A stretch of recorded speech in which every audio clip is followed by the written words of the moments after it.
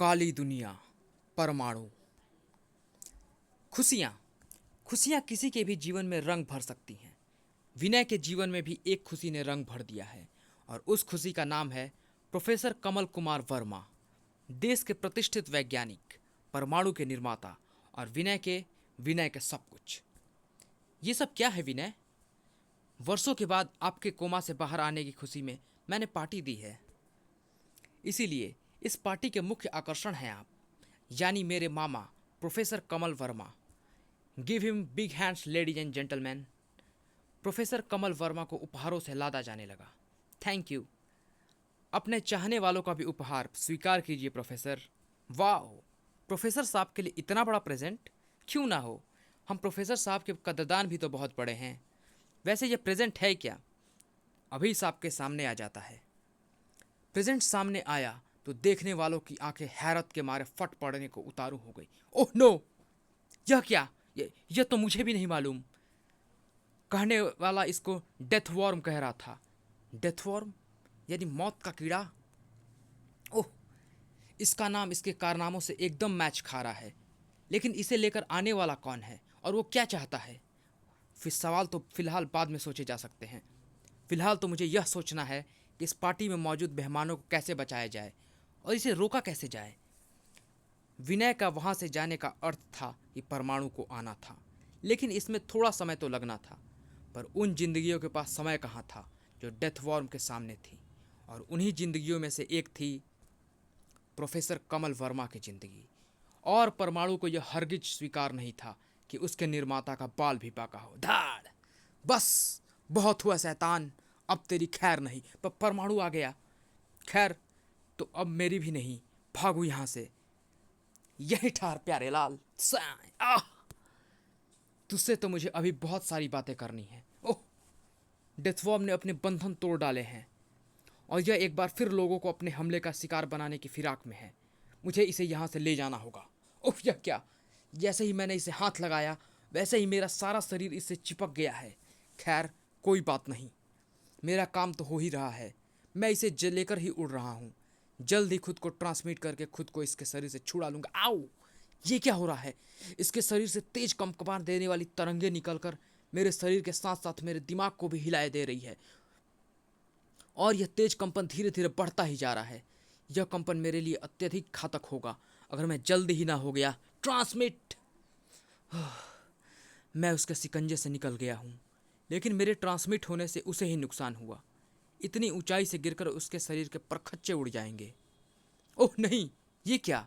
वो तो नीचे गिरने की बजाय हवा में उड़ने लगा। कमाल है, इसे तो हमेशा के लिए उड़ाना होगा। श्या! परमाणु छल्लों से।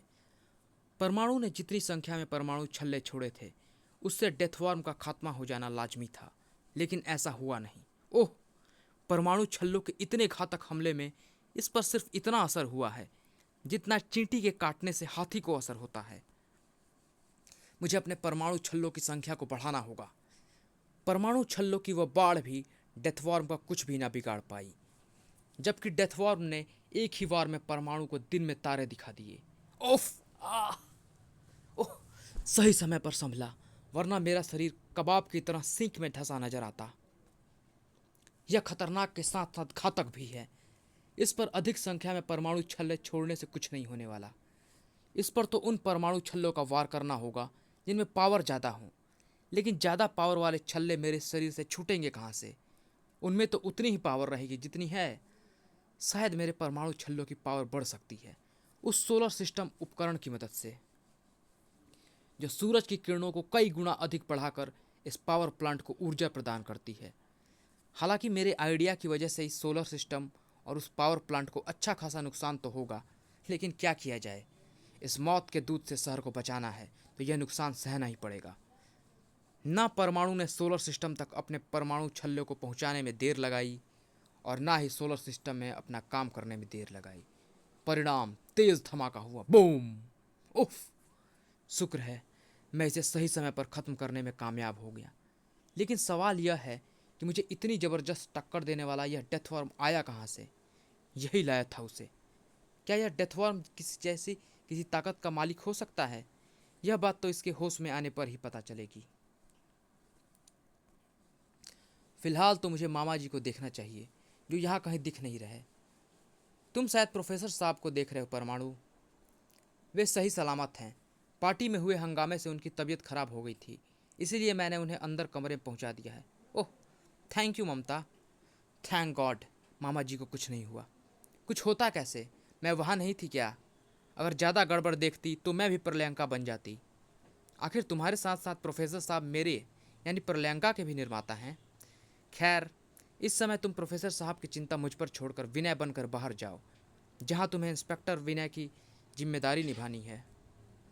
ठीक है, मैं जाता हूँ। इंस्पेक्टर विनय की जिम्मेदारी भी कम मुश्किल भरी नहीं थी। कैसी बातें कर रहे हो साहब? मैं ठहरा सुल्तान पुली का मामूली गुंडा। मेरी भला इतनी औकात कहाँ कि डेथ वॉर्म जैसी ताकत का मालिक बन जाऊँ। उसने मुझे 20,000 रुपये और एक शानदार शूट देकर डेथ वॉर्म को आपकी पार्टी में पहुँचाने और वहाँ उसके रिमोट का बटन दबाने के लिए कहा था। मैंने वैसा ही किया। बाकी मुझे कुछ नहीं मालूम।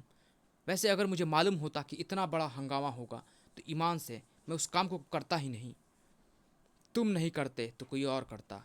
तुम यह बताओ कि वह था कौन? ईमान से मैं उसकी शक्ल नहीं देख पाया। उसने अपने आप को एकदम काले कपड़ों में छिपा रखा था। इसकी बातों से तो यह साफ हो गया कि इस मामूली बदमाश को किसी नकाबपोश ने मोहरा बनाया है, सिर्फ डेथमार को पार्टी में पहुंचाने के लिए। लेकिन वह रहस्यमय शख्स है कौन और उसका मकसद क्या था? उसका शिकार मैं था या प्रोफेसर मामा, जो मुश्किल से कोमा से बाहर आए हैं? कुछ भी था, उसका मकसद था, लेकिन बहुत बेहद खतरनाक। और हो सकता है यह सिर्फ खतरे की शुरुआत हो। इसीलिए मुझे सावधान रहना है, बेहद सावधान। परमाणु को सावधान से भी ज़्यादा सावधान रहने की ज़रूरत थी, क्योंकि उसे अपने दुश्मन की ताकत का अंदाज़ा नहीं था। परमाणु बच गया और यह अच्छा नहीं हुआ, क्योंकि परमाणु जितनी देर बचा रहेगा उतना ही मेरा मकसद मुझसे दूर रहेगा। डेथवॉर्म के हाथों से परमाणु के बचने का एक ही कारण है, उसकी पावर। मेरी कामयाबी की राह में अगर परमाणु की पावर ही सबसे बड़ा रोड़ा है तो उसे ख़त्म करो। मुझे आपकी ही हिदायतें थीं कि मुझे जो कुछ भी करना है उसे ऐसे गुप्त तरीके से करना है कि किसी को उसकी कानो कान खबर न हो पाए। अब आपने कहा है कि परमाणु की पावर ख़त्म करके उसे एक ही झटके में ख़त्म करना है, तो मैं इस काम को तुरंत ही कर देता हूँ। नहीं, ऐसा नहीं करना। परमाणु को ख़त्म करने के लिए तो पहला तरीका ही सही है। मुझे उसी में फेरबदल करनी होगी। कुछ पलों के लिए कंप्यूटर से वह आवाज़ आनी बंद हो गई और फिर परमाणु की पावर का इंतजाम हो सकता है, लेकिन इसके लिए हमें वह एटम बैटरी चाहिए जिसे परमाणु रिएक्टर में लगाने के लिए अमेरिका से यहाँ लाया जा रहा है। उस एटम बैटरी को हासिल करने की तैयारी करो, इस बात को ध्यान में रखकर कि परमाणु वहाँ पहुँच सकता है। परमाणु को फिलहाल कहीं और पहुँचने की जल्दी थी। अब आप कैसा महसूस कर रहे हैं मामा जी? एकदम ठीक। ऐसा है तो मेरे ख्याल से आपको बेकार नहीं बैठना चाहिए। अपने इस लैब को संभालिए, कई सालों से जिसमें आपके कदम नहीं पड़े, और प्रोबॉट नाम के इस रोबोट से छुटकारा दिलाइए। सॉरी विनय, मैं अभी तक अपने आप को इतना कंफर्टेबल महसूस नहीं कर रहा कि इस लैब की जिम्मेदारी को संभालूं। कुछ दिन और प्रोबॉट को यह काम संभालने दो, फिर तो सब कुछ मुझे हमेशा के लिए मुझे ही देखना है। एज यू विश मामा जी। तभी प्रोबॉट बॉल उठा। परमाणु, तुम्हारे लिए इमरजेंसी। क्या? सैटेलाइट कैमरा नंबर 12 महरौली की पहाड़ियों में कुछ आतंकवादियों को दिखा रहा है। वे 15 अगस्त को दिल्ली में बड़ी वारदात करने का प्लान बना रहे हैं। उन्हें रोकना होगा परमाणु। मैं जा रहा हूँ। महरौली की पहाड़ियों में वे रहे। धड़ाक! मुझे इन चारों को संभलने का मौका नहीं देना है। ओह, यह क्या?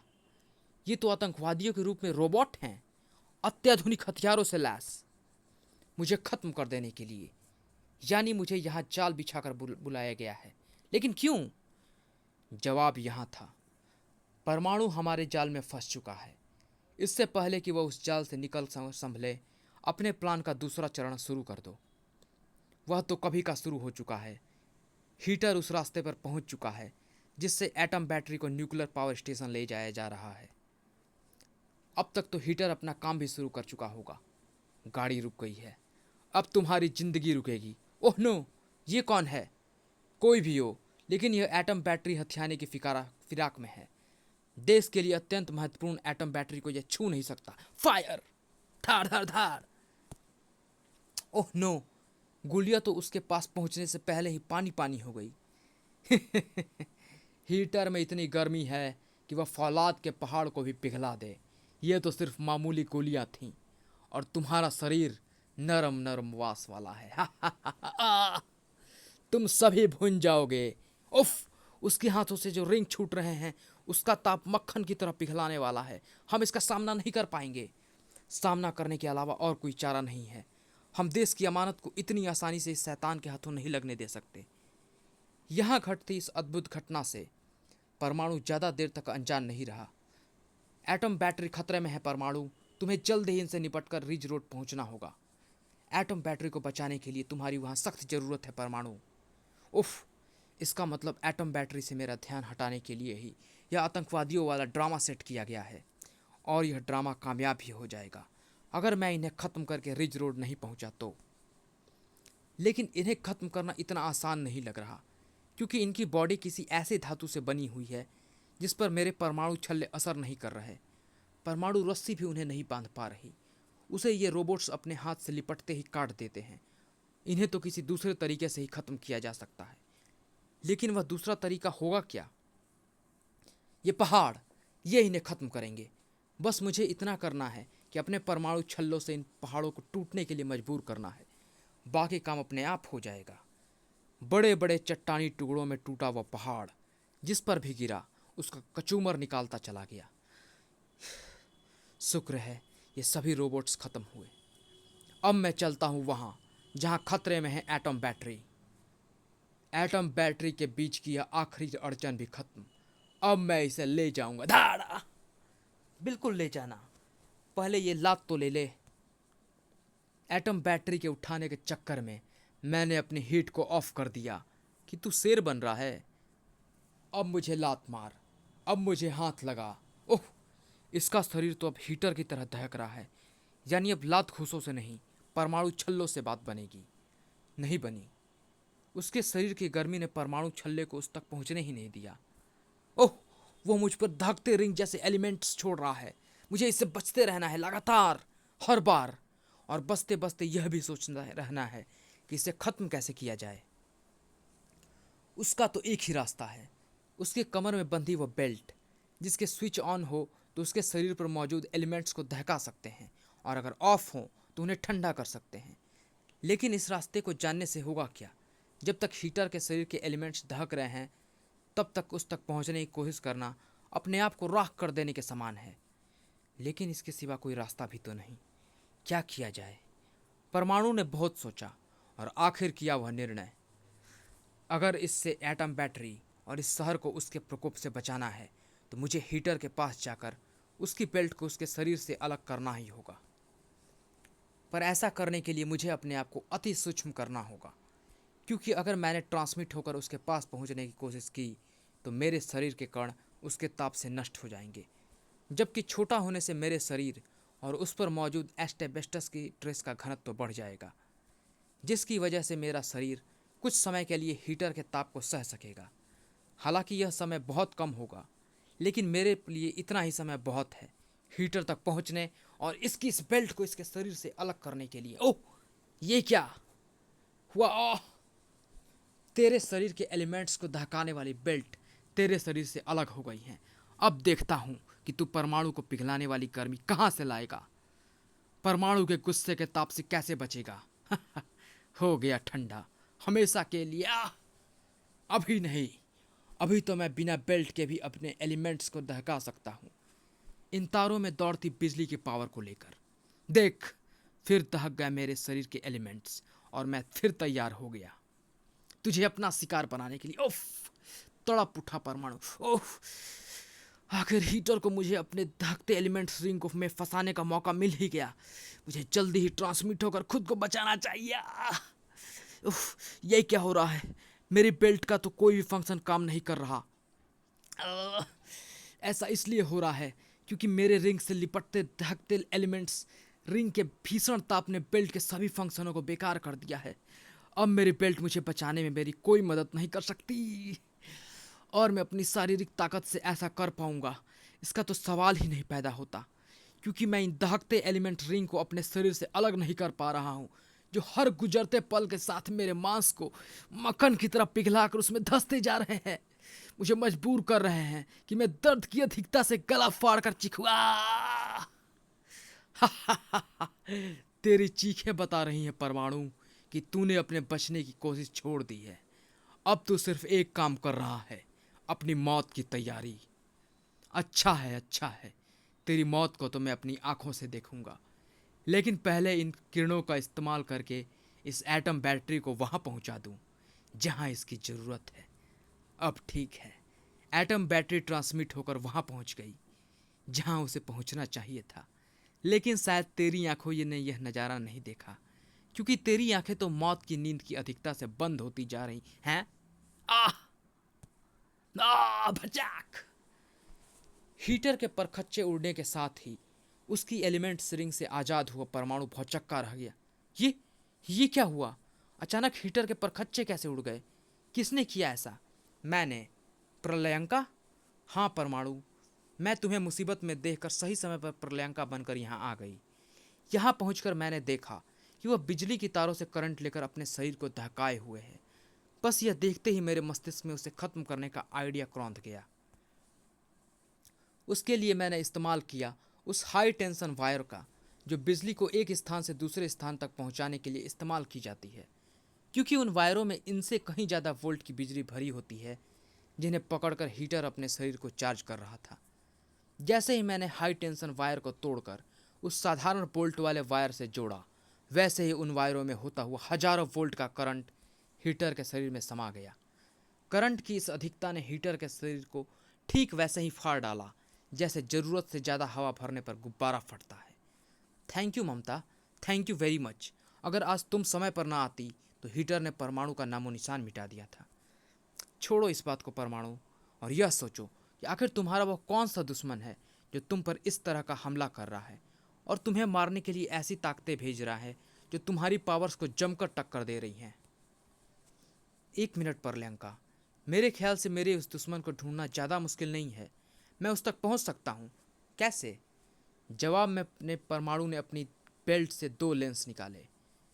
इन लेंसों की मदद से, जिन्हें अल्ट्रा एटॉमिक फाइंडर लेंस कहा जाता है, ये लेंस मुझे मेरे उस दुश्मन तक पहुंचाएंगे, क्योंकि एटम बैटरी उसके पास ट्रांसमिट होकर यानी परमाणु कणों में बदल कर पहुंची है।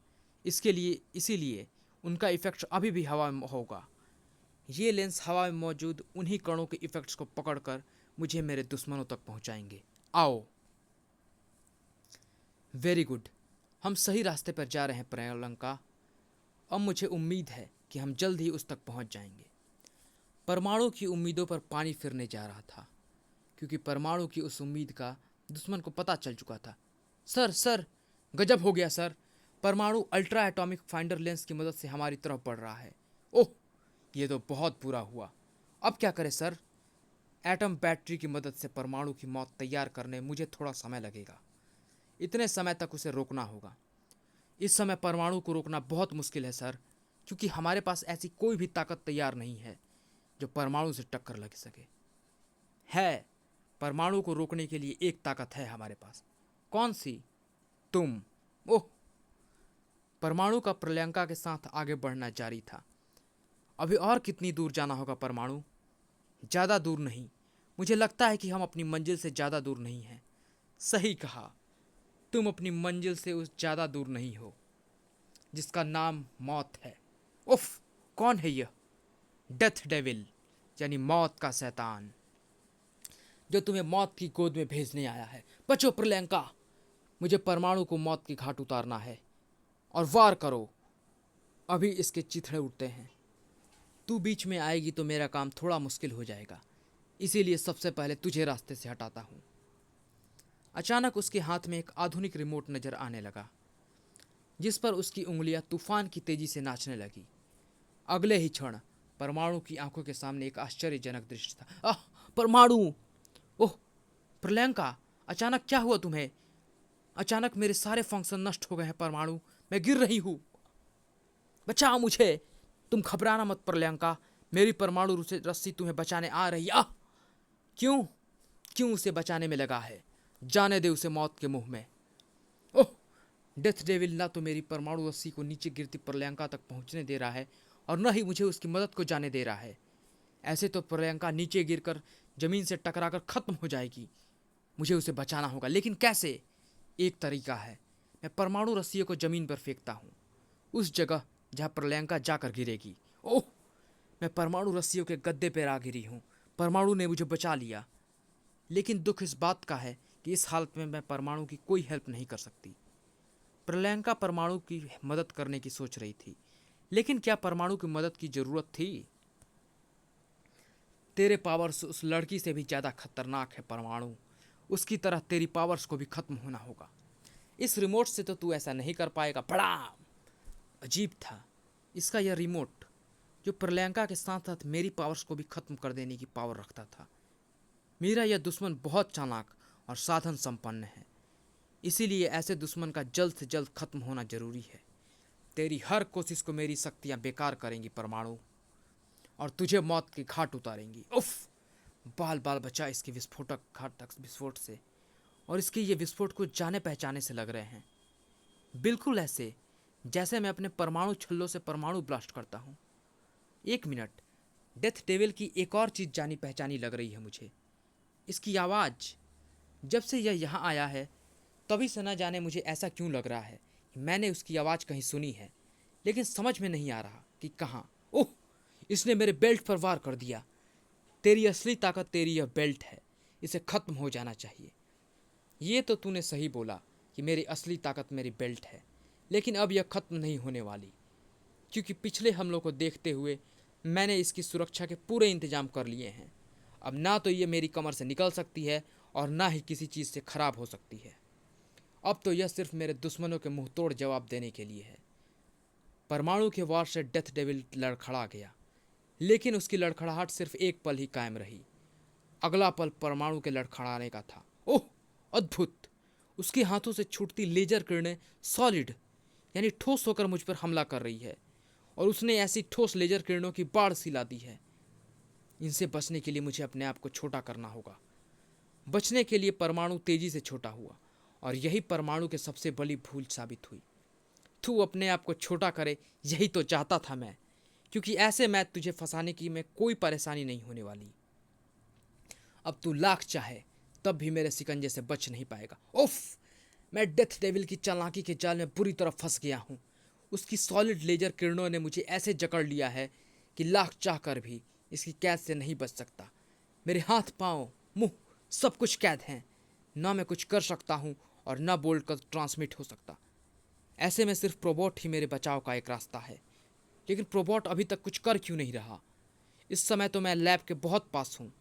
यहाँ से तो प्रोबोट मुझे चुटकियों में ट्रांसमिट कर सकता है, लेकिन वह ऐसा कर क्यों नहीं रहा है? डेथ डेविल की सॉलिड लेजर किरणों ने मेरे शरीर में ऐसे ऐंठना शुरू कर दिया है जैसे धोबी कपड़े को ऐंठता है। अब मेरे बचने की कोई उम्मीद नहीं। जल्दी ही मेरी हड्डियाँ चूर चूर होकर मेरे मांस में धंस जाएगी। ओह, ये धमाके!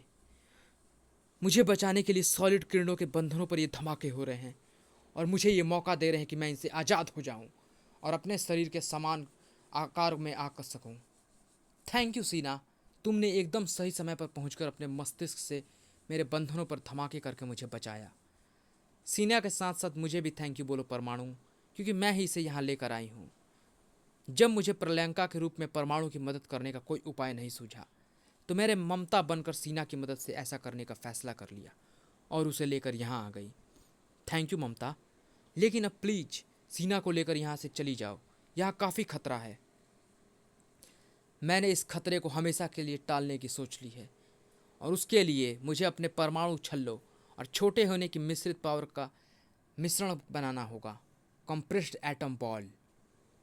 मेरे परमाणु छल्लों से बनी यह कंप्रेस्ड बॉल मुझे छोटा करने वाली मॉलिक्यूलर किरणों की वजह से तेजी से छोटी होती चली जाएगी, जिसकी वजह से उसमें फंसने वाले डेथ डेविल का कचूमर निकल जाएगा। और यह सब इतनी तेजी से होगा कि डेथ डेविल को संभलने का मौका ही नहीं मिल पाएगा। हो रहा है, वैसा ही हो रहा है जैसे मैंने सोचा है। परमाणु छल्लों से बनी वो एटम बॉल तेजी से छोटी हो रही है। अब डेथ डेविल का बचना एकदम असंभव है, क्योंकि इस वार का किसी के पास कोई तोड़ नहीं। ओह नहीं, हैरत से फटने को उतारू हो गई थी परमाणु की आंखें सामने के उस दृश्य को देखकर। डेथ डेविल ने एटम बॉल को तोड़ दिया?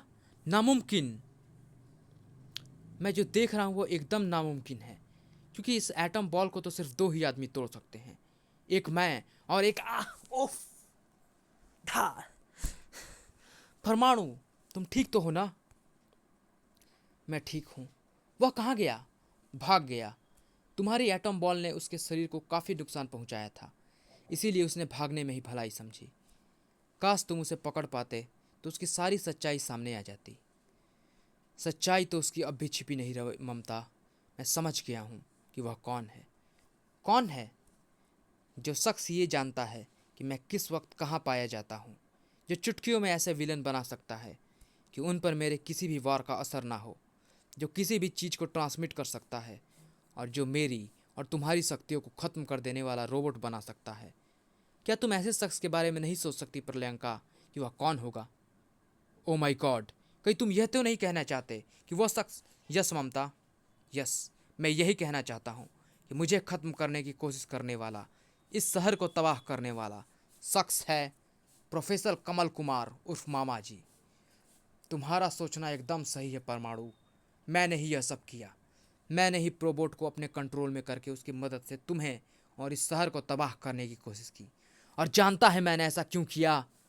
क्योंकि वर्षों कोमा में रहने के बाद जब मैं होश में आया तो मुझे लगा कि इस दुनिया में शराफत से जीने और दूसरों की भलाई करने में कुछ नहीं रखा। ऐसे काम करने वालों को दो ही चीज़ मिलती है, कोमा या गुमनाम मौत। लंबी बेहोशी के दर्द को सहने के बाद मैं ऐसी मौत मरना नहीं चाहता। इसीलिए मैंने अब देश की सेवा करने का नहीं, अपने लिए जीने का फैसला कर लिया है। दुनिया की सारी दौलत और हर ऐसो आराम को अपने कदमों में बिछा लेने का इरादा है मेरा। और चूंकि तुम्हारे होते ऐसा हरगिज नहीं हो सकता, इसीलिए सबसे पहले तुम्हें ही खत्म करने की योजना बनाई, और अंततः मेरी योजना सफल होने जा रही है। एटम बैटरी की मदद से बनाए गए इस एटम टॉर्नेडो की बदौलत। उफ मामा जी, रोकिए ये सब। अब मैं तेरे लिए मामा नहीं, यमराज हूँ परमाणु। और रही इस एटम टॉर्नेडो की रोकने की बात, तो यह रुकेगा तेरी सांसें रुक जाने के बाद। इस एटम टॉर्नेडो से तेरा किसी भी तरह बच पाना संभव नहीं है परमाणु, क्योंकि इससे जुड़ी एटम बैटरी इसमें इतने तेजी से एटम पावर बना रही है जो तेरी हर परमाणु पावर पर भारी पड़ रही है। तुझे एक भयानक मौत मुबारक हो परमाणु। मैं चला अपराध की उस दुनिया में जो मेरा स्वागत करने के लिए आंखें बिछाए बैठी है। उफ, रतन टाटा ने मामा जी के दिमाग से जो छेड़छाड़ करी थी, वही मामा जी के दिमाग में आई इस परिवर्तन की जिम्मेदार है। और यही परिवर्तन मामा जी को अपराध की दुनिया में खींच कर ले जा रहा है। मुझे उसे रोकना होगा। नहीं, शायद मैं मामा जी को कभी नहीं रोक सकता, क्योंकि इस एटम टॉर्नेडो में मेरा जीवन समाप्त होने जा रहा है। अपने आप मैं इससे बच नहीं सकता, और मुझे बचाने वाला मामा जी का जो एकमात्र दिमाग था, वह मुझे बचाने आने वाला नहीं। इसीलिए मेरा यह सोचना एकदम ठीक है कि मेरा नाश निश्चित है। परमाणु के निर्माता ने ही परमाणु को नष्ट करने का इंतजाम कर दिया था, इसीलिए परमाणु को अपने बचने की कतई उम्मीद नहीं थी। लेकिन फिर भी वह बचा, एक चमत्कार की तरह। लेकिन परमाणु का बचना कोई चमत्कार नहीं था, सच्चाई थी, एक ऐसी सच्चाई जिस पर एतबार करना मुश्किल था। प्रोबॉट प्रोबॉट ने एटम बैटरी नष्ट करके मुझे बचाया। ओह, प्रोफेसर मामा के बाद इस दुनिया में प्रोबॉट ही वह ताकत थी जो मुझे इस साक्षात मौत से बचा सकती थी, क्योंकि प्रोबॉट का दिमाग प्रोफेसर के दिमाग का ही प्रतिरूप है। प्रोबॉट और प्रोफेसर के दिमाग की फ्रीक्वेंसी के साथ साथ उनके काम करने का तरीका और सोच एक जैसी है। लेकिन प्रोबॉट तो प्रोफेसर के आदेश पर ही काम कर रहा था, फिर उसने मुझे क्यों बताया? इसका एक ही जवाब है, अपराध की दुनिया में गए प्रोफेसर मामा ने शराफत की दुनिया की हर चीज़ से नाता तोड़ लिया है, और यह प्रोबॉट भी उसी दुनिया का एक हिस्सा है। इसका संबंध भी प्रोफेसर के दिमाग से कट चुका है, तभी यह मेरे दुश्मन की जगह फिर से मेरा हितैषी बन गया है। प्रोबॉट के कारण मेरी जिंदगी बच गई, लेकिन दुख इस बात का है कि मैं प्रोफेसर मामा को अपराध की उस दुनिया में जाने से नहीं रोक सका, जो कहलाती है काली दुनिया। क्या मैं कभी प्रोफेसर मामा को उस काली दुनिया से वापस ला पाऊंगा? परमाणु के मस्तिष्क में एक ऐसा प्रश्न हिलोरे ले रहा था जिसका उत्तर भविष्य के घर गर्भ में छुपा हुआ था। समाप्त।